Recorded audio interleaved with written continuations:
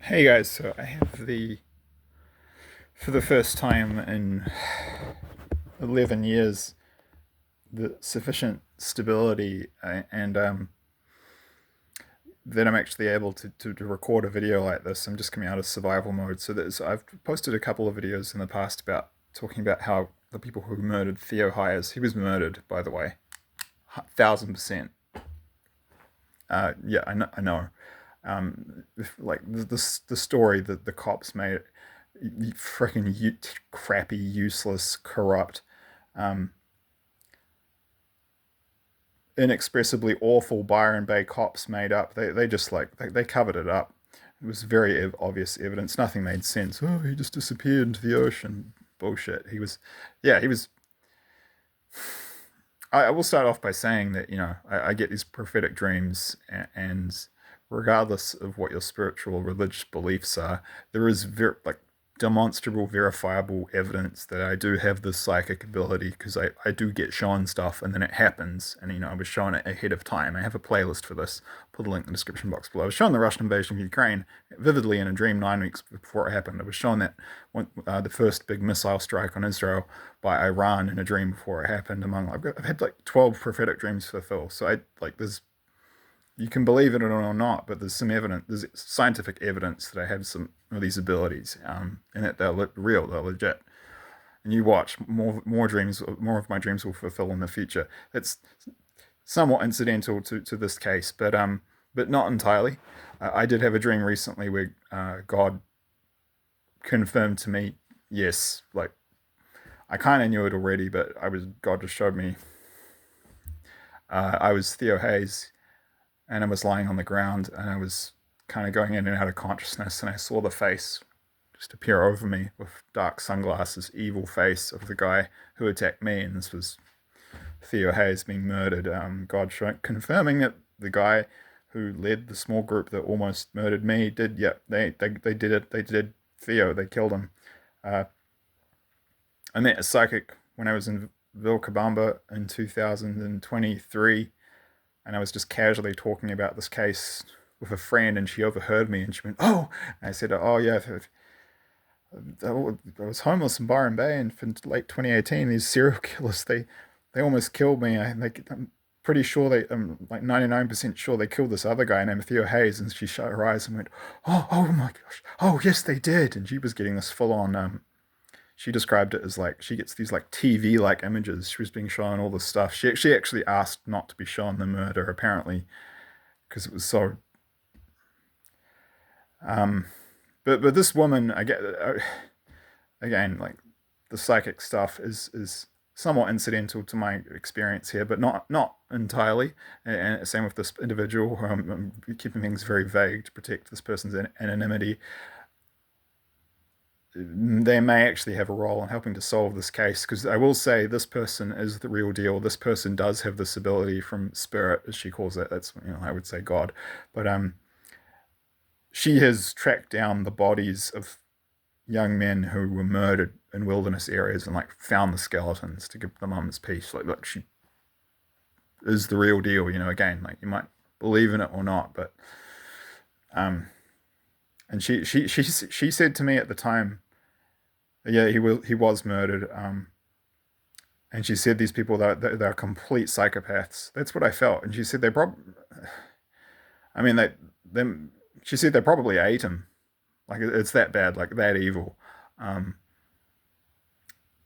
it's important to emphasize here that like this isn't just it's crime, but this is like yeah, you can look at it. You can look at it from like a psychological lens and say it's psychopathy. It's like to be honest, like it's yeah, it's psychopathy. It's also just pure evil in a spiritual sense. And the spiritual angle isn't completely incidental to it. I think that's the reason I survived. Um, if you uh, have a relationship with God and making even somewhat of an effort to be a good person, you get a very, very heavy degree of spiritual protection. And I think that's I think I had some kind of level of divine protection that allowed me to escape. I was also able, uh, like, prophetic dreams is one of the main ones. I have a few other little psychic abilities, nothing too exciting, or advanced, to be honest. Like I can't. There's people who can see auras and talk to animals telepathically. I can't do that stuff, but I could feel. I'm pretty good at reading and feeling people's energies, and I didn't need to be told that when I was attacked for the final time that they were there to murder me, and I knew it was going to be a very horrific. It was not going to be probably not going to be a quick and clean death. It was going to be like pure Wolf Creek. I've never experienced terror and fear like that in my life. My whole body was shaking, and I'm a big guy too. Like I'm 6'3", and my whole body was like, my hands were like shaking an inch in either direction. It was like trembling like a leaf. Like my whole being's like, you're about, like, this is do or die, and if you screw up, you're gonna get chopped, probably like tortured for a few hours, and then get the I don't apologize for having a go at the Aussie cops in this area. Their passive inaction on these cases, and they know what's going on. It's I mean, they're effectively complicit enablers. Like a lot of the blame, like, for this goes on them. They know what's going on, and they're covering it up to protect the tourism dollar. And it's like, just every year more people being brutally murdered and nothing gets solved, and it's like, well, she'll be right. Well, no, she won't. Sorry. Got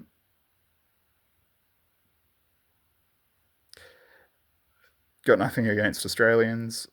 Like I lived in Australia for 2 years. I enjoyed it. But I share the frustration of many Australians and people around the world on this case. And I know there is justice, closure, and closure possible on these cases. I just know somehow.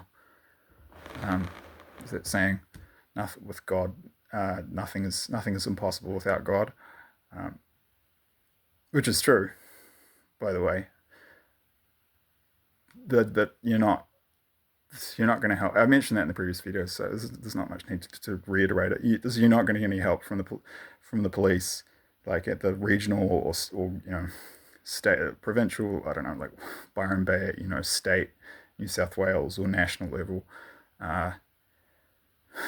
And you're not going to get any help from any like private tourism bodies. Like, you're not going to get help from the public sector. You're not going to get help from the private sector. Apparently, we're dealing with a bunch of freaking spineless, amoral cowards who, quite frankly, through their passive, conscious inactivity and covering us up, they've passively enabled this. I mean, they're not blameless in these crimes. I mean, if they did their job, a lot of these people would still be alive. If they'd done their job decades ago, Theo would have been alive. I wouldn't have been attacked. But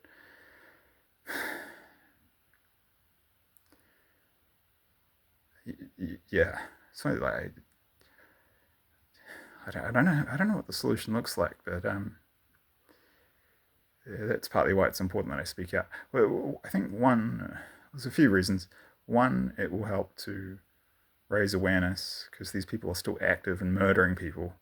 So having details of the case is and like what they look like, is gonna be helpful. And two, like hopefully it can do something towards getting justice. But like, people make reports about this stuff, and the local cops just bury it. And like, you watch the video, 60 Minutes video about the Jackson Stacker investigation. It's like, oh, he was found lying in a field with a gigantic freaking, like hunting knife, like a Bowie knife, like stuck in his rib cage. Absolutely horrific. And the cops are like, oh, he committed suicide. Like, can you give me a effing break? Don't even get me started.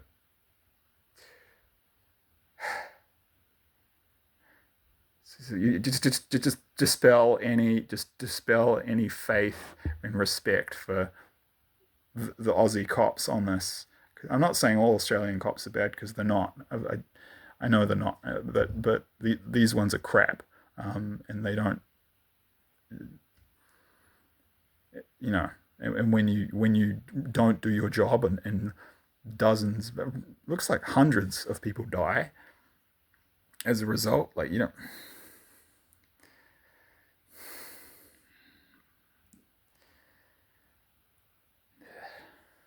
I don't have words for. Right, moving on. So I'll try to keep this fairly succinct, because there's so many details. I did the first version and it bloated out to like 80 or 90 minutes. So I'm going to try to kind of truncate and keep this one more succinct and concise. So it's December 2018. I was homeless because my bio family in inverted commas, extremely violent, abusive, very sad story. I won't even go there.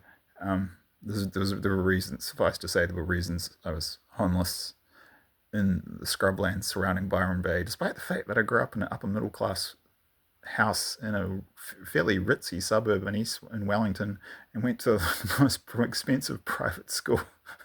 Like and it's like funny how life turns out, and then you're sleeping on sand without a sleeping bag in the summer, with just a tarp for to protect you against the rain. And I was homeless in Byron Bay for about 2.5 weeks, and it was cut short abruptly when, on the night that these people attempted to murder me. And it was like, right, okay, and then I was, within a couple of days, I was back in New Zealand. Then I had a cousin on the family farm threatened to murder and kill me, assault me. It was more kind of more violence when I got back to New Zealand. It wasn't, in some ways, wasn't much better. And then I went to Ecuador in mid 2019, and things have been improving since then. And now I find myself here in a position, without going into too much details about my personal life, where I'm finally able to make this video. So the first, I was homeless in Byron Bay, and in December 2018, and like that's a whole nother story, how I came to be there and why and everything. I'm just sort of focusing on the serial killer bit. Okay, so just ignore that context. It's not relevant. So I was getting by, like, off getting food from like local shelters, and I was sleeping in the sand dunes, and it's this is at the time there was a large homeless population there, living in the scrubland between the beach and the town in various areas, more towards the south. There was like a whole zone where, like, you would walk and you would see all these, like, every now and then you'd see a tent or like a little camp, and there must have been maybe between 100 to 300 people living there. Apparently, I've heard that since then the cops have like completely cleared it out, and like there's no one there. I knew they would do that periodically before I went. I had friends who had camped in that area, and they'd had the cops do that. Apparently, I heard they're all gone now. But anyway, it was like there was a lot of homeless, like, people living out there rough, and it's partly for the same reasons that there's a lot of homeless people. I've heard in the US, like, there's a lot of homeless people in Hawaii, because sometimes people will just like catch a flight there, because it's like, although it's very expensive, it's like, it's tropical, and it's not like parts of Northern Europe and North America where homeless people freeze to death in the winter, because there isn't Byron Bay is not tropical, but it's kind of subtropical. So if you had to pick a place to be homeless, theoretically this wouldn't be a bad place. I mean, Byron Bay is like paradise. It's a very, very beautiful place. And I mean, like, there's not really any not much dangerous wildlife.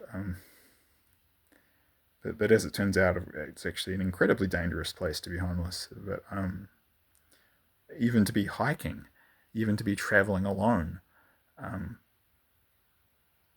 because there's predators, but they're not animals. They're humans, and they're much, much, much more dangerous for that reason. Um, the salties up north, saltwater crocodiles, are quite benign by comparison. So I was the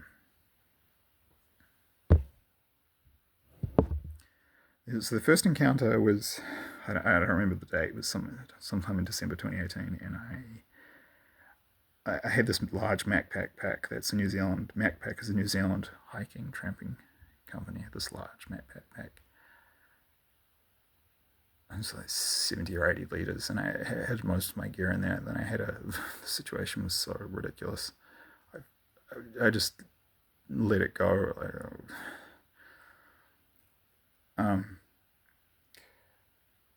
Yeah, just suffice to say, there's plenty of evil women in this world, and if you don't believe me, I'd like to invite you to one of our regular 5 yearly family reunions.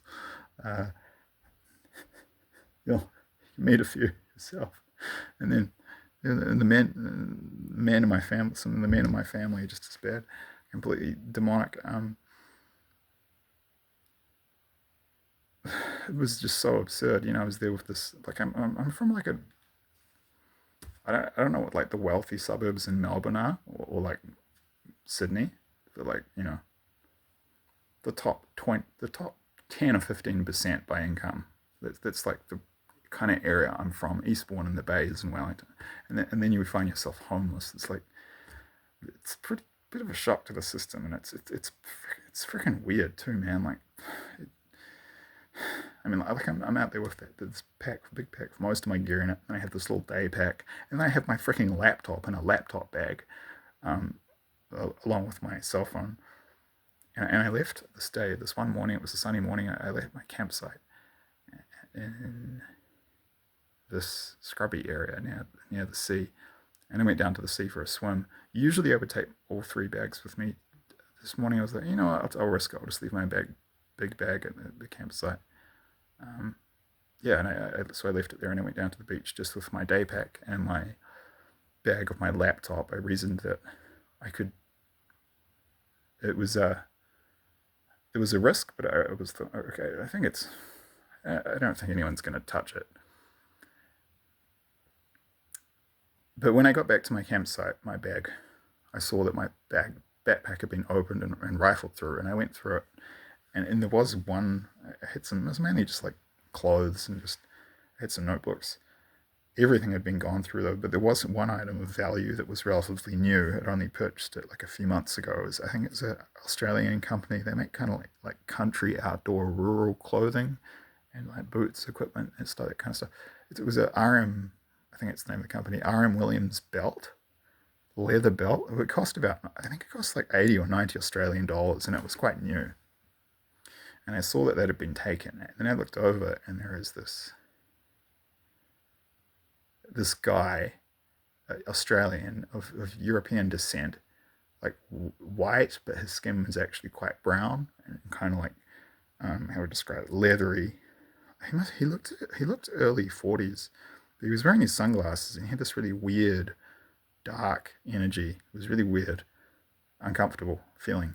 It was sunny, and it was like, hey, he was just sitting there on the other side of this clearing. I was just like, he's the only one there. Um, this area of bush where I'd camped, I was usually by myself. So I was like, hey, someone went through my bag. My belt's gone. He's like, oh, I'll tell you if I see them, mate. And then we were talking a little bit, and I'll give him a description a little bit more of what he looks like in a sec. And then he started getting belligerent and aggressive for no reason. And like, there's actually there are some weird little mystical laws and like rules around spirituality. Like if you work really hard on becoming a good person, and you've got that kind of, I guess you say from a Christian perspective, you've got the Holy Spirit in you. Um, it's like it triggers demons in other people. And you like people will just turn on you like on a dime and suddenly turn on. Like all of a sudden you're like it's this Dr. Jekyll and Mr. Hyde thing. It keeps like it happens to you. Like if you follow like a strong spiritual path, people talk about it. You get it like you're going to get attacked because it draws out these well, actually, technically the rule is if how it works is if people have demonic spirits in them, or if they're possessed by demons. This guy was fully possessed, and he basically was a demon in human form. They the rule is they have to manifest themselves in your presence if you've got the Holy Spirit in you from a Christian perspective. So it's all like like I didn't used to understand it. At least now I understand why it happens, but yeah, so it can be a bit of a double-edged sword. Pursuing a strong spiritual path, put it that way. Yeah, he started being aggressive and belligerent for no reason, like for no reason. I didn't do anything. It was just my energy, like set off the demon in him, not the demon in him. He was a demon, so it set off the demon, which was him, and he started saying like, oh, hey mate, this is indigenous land, you need to show some respect. I'm like, dude, don't freaking lecture me about that. Like I said to him, I work in conservation. I'm working with indigenous tribes in the Amazon, helping them to get land rights to vast areas of rainforest. Like I'm don't like I was like, piss off, don't start lecturing me and talking down to me. It's just like not having a bar of it. I go, long ago grew tired of tolerating that kind of BS. Just tell people to F off, more or less. And then he threatened me. He said something like, like said something to the effect of like, if you keep talking like that, I'm gonna stab or hit you.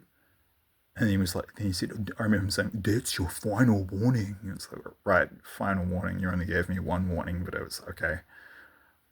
Complete weird psycho, crazy energy. Just me and him. I've got no weapon. No. If I had a freaking 9mm or like a shotgun, it would be a different story, but I was unarmed. So I just like, what are you going to do? Like, you got no, what other choice do you have? I just sort of walk away. And it was pretty unnerving and unpleasant and unsettling, because not only did this guy steal my stuff, but now I knew for sure now that he knew where I camped.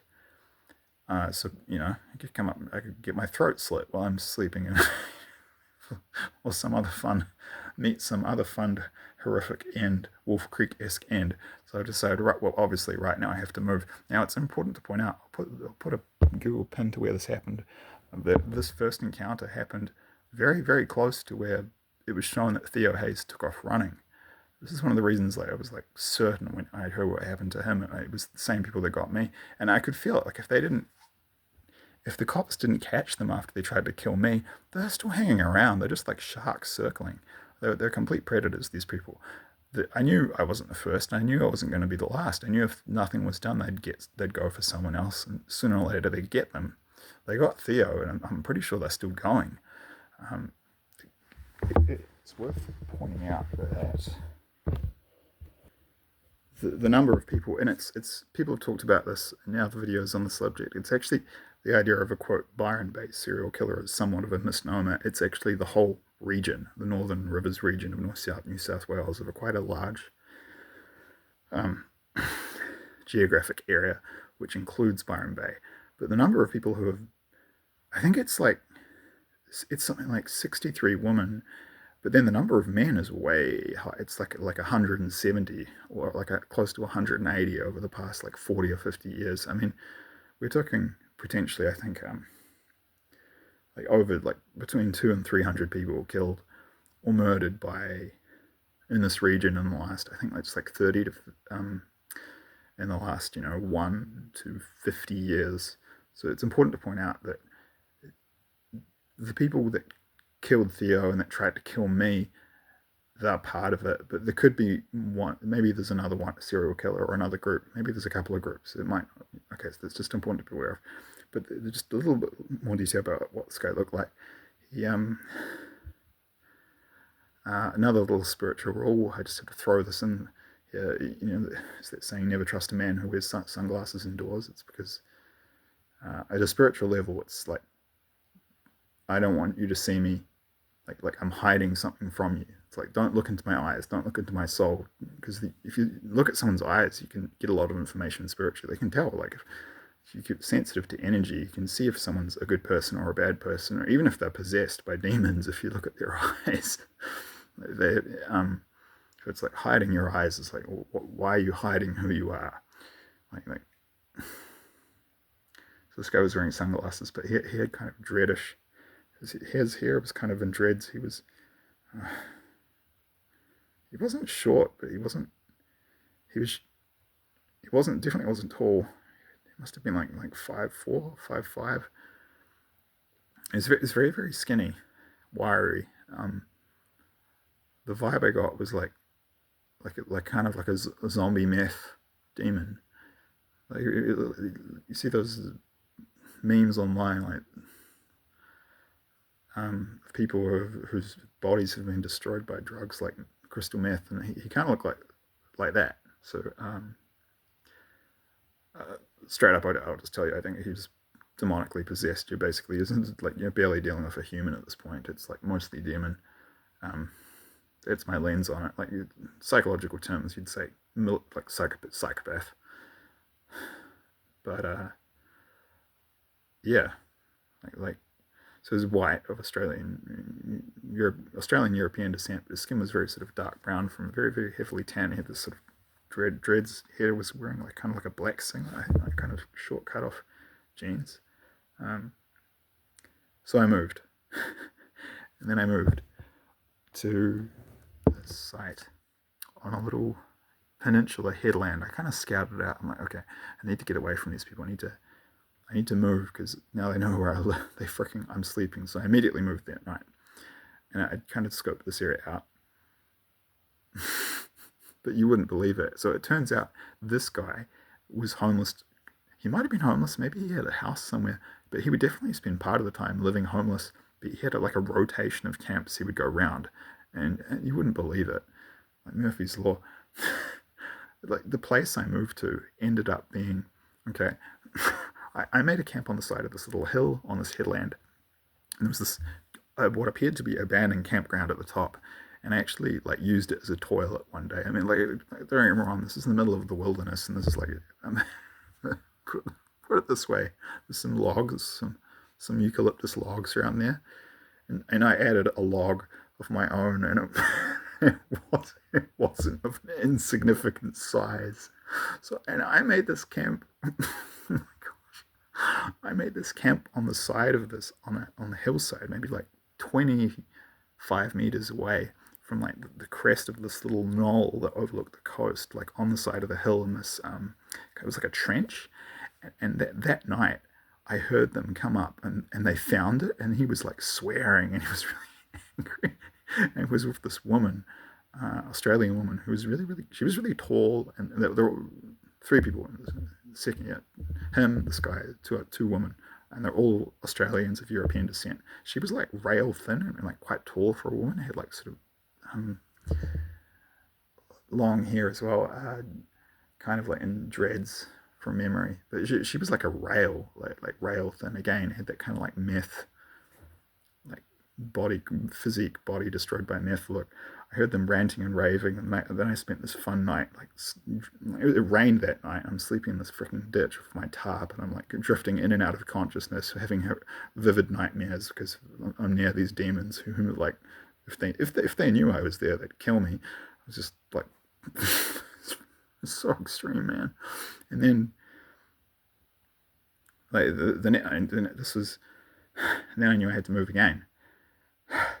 So And then, like, then there was actually a second encounter as I was going to grab my stuff. I spent the next day like working out where I'd go, and then I did a couple of runs to move my gear, and it was nightfall by the time I was grabbing the last of them. As I went up the trail, I actually bumped into him and that woman, and he was really aggressive towards me. I was like, but I was still kind of in an area where there was some light and people could see me, and I was like I said to him, look, I don't want to have to call the cops, but I will if I have to. And she's like, I don't want any trouble, but I will. And she's like, all right, no, it's okay. She like kind of stopped him. He was being really aggressive and like mouthing off to me. She's like, no, we don't want any trouble. You don't have to call the cops. And I said, okay. So I grabbed my stuff and then I made this third campsite. And I was like, okay, now I know these people are freaking scary, and they have multiple campsites. So I'm gonna go way away from everyone to the north of Byron Bay. And this campsite was, I would have been at least, I think I was probably at least 1.2,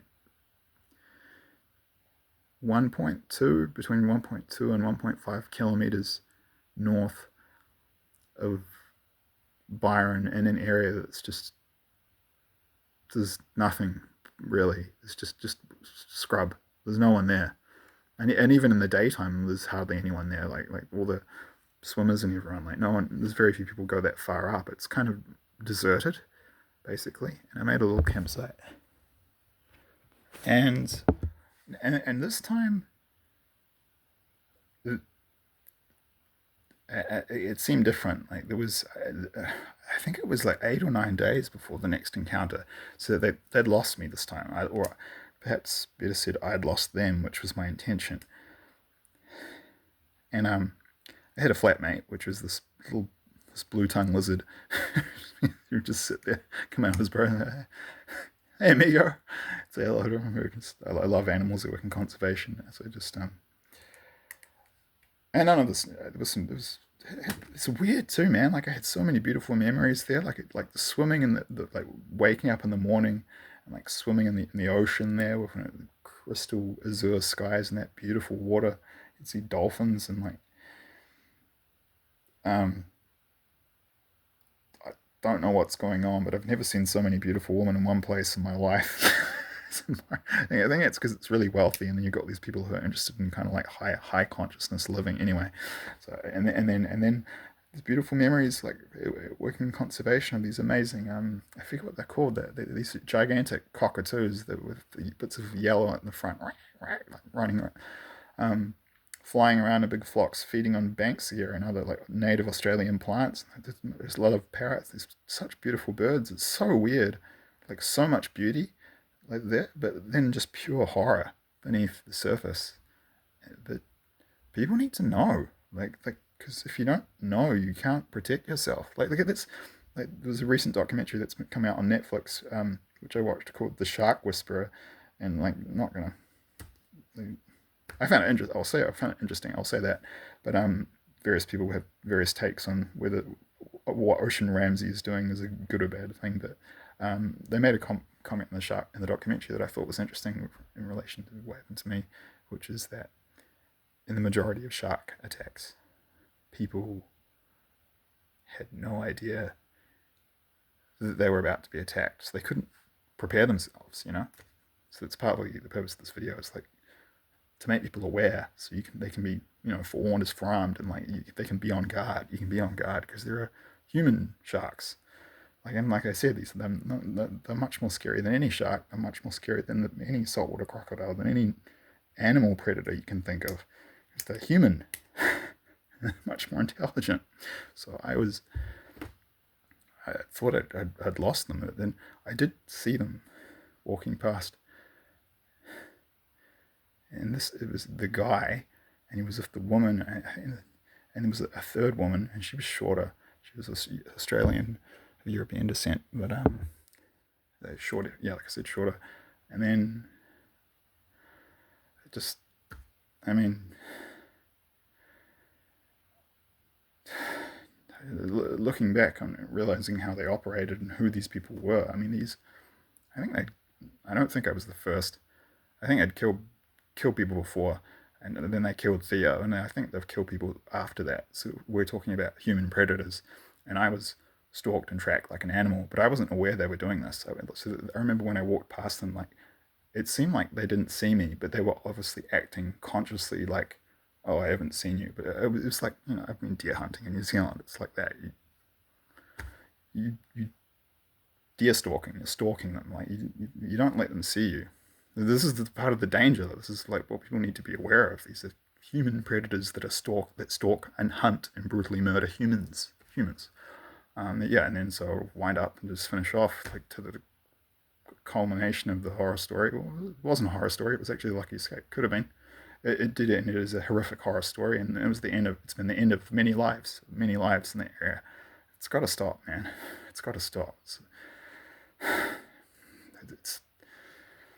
it's the most horrific, outrageous injustice that this is still happening. So they somehow tracked me, and I was walking home one night, and it must have been, I think it was like the 20, I think it was the 20, oh, it was during schoolies. It was, I think it was the 22nd or the 21st or the 22nd of December 2018. But I was walking back to my campsite at night. And this is like 9:15 at night. I was walking back, and I'd gone, like as I said, the campsite's 1.2 kilometers away from Byron. It was maybe 500 meters along, like the part where, by that stage, like at that time, I'm like you're completely alone, and suddenly I realized there were people following me. And I looked back, and I saw it was that guy with the glasses, and I remember he'd asked me my name earlier, and I gave him a fake name. I was like, what's your name, mate? Oh, when I first met him, he was like, what's your name, mate? And I thought, I don't know why. I just told him. I just said Nick, which is my name. And then when he came up, he's like, what's your name, mate? I was like, Daniel, or something. Like, made it light. And he was like, no, it's fucking not. And then these two other women behind him circled me like hyenas. And that's when my body was fucking shaking, like each limb shaking an inch, like 3 centimeters in each direction. I've never experienced fear and terror like it. I knew my whole body, my whole being's like, I'm about to be murdered. I think that's what saved me though. Like I could feel it. They were there to kill me. There was no like talking. It was just, so I had jandals on. They call them thongs in Australia. I threw them away. I said something and then just like to kind of distract them for like 2 seconds, and I knew it was like you're running for your life, and if you don't run fast, like if you run and if you don't get away, you're dead, and then you're going to be just brutally and slowly tortured and then cut up, and it's going to be like Wolf Creek. But in that sense, I was lucky because I'm 6'3", I have very long legs. I ran cross country at school. I have a natural runner's build. But I did have all this gear with me. I had the 3 bags slowing me down. But what happened is my torch dropped as I started sprinting away, out of my laptop bag. And I looked back briefly for a second, and I saw the guy, and like they stopped and they pick it up because it was something of value. And that distracted me, and that allowed me to get away. Anyway, and they had knives. It was beyond terrifying. Okay, so then useless, crappy, shitty, fuck you, Byron Bay cops. Like, I'm just sorry. Fuck you. You blood on your hands. I went to make a complaint, and this piece of shit, useless Aussie, get paid to sit on your own. Like, why are you a cop? I told him, I went to make a report, and he was like, oh, they're probably already gone by now. Like, be the better person. What the fuck does that mean? Be the better person. I'm trying to make a report about a crime. If you don't investigate it, they're living around here. They're going to do it again. They're going to get someone. Well, guess what? They did get someone. They got freaking Théo Hayez. It was only like less than 6 months later. I had that confirmed in dreams, had this friend confirm it, and I think they're still going. But yeah, so there's 3 of them. And that's something to be aware of, I think, because it could be other serial killers in other groups, but in this group, because two of them are women, it's like the Ghislaine Maxwell, Jeffrey Epstein thing. Like you get women, like in sex trafficking rings, you often get women involved, and then they approach the woman, and the woman let their guard down. But the guy, in this case, was the leader of the group, and but the psycho zombie meth demon serial killer murderers. So like the woman could be helping to target female victims by getting them to lower their guard down. Like and I'm just so feel so bad and so sorry for the family of Theo and all these other young people who have been murdered by this group and other groups who are actively hunting and killing people in the region. And I just want it needs to stop. And someone's got to stop. I don't know what the solution is, but you're not going to get it from the cops, as I said, because they're working to cover it up. Which is a crime in itself. There's definitely an element of divine protection of me. Thank God I got away, and it was definitely spiritual protection that helped me survive it. I just hope this raises awareness. Hope it helps put your guard up if you're in the area. This is pure evil, and these people must be stopped. Thank you.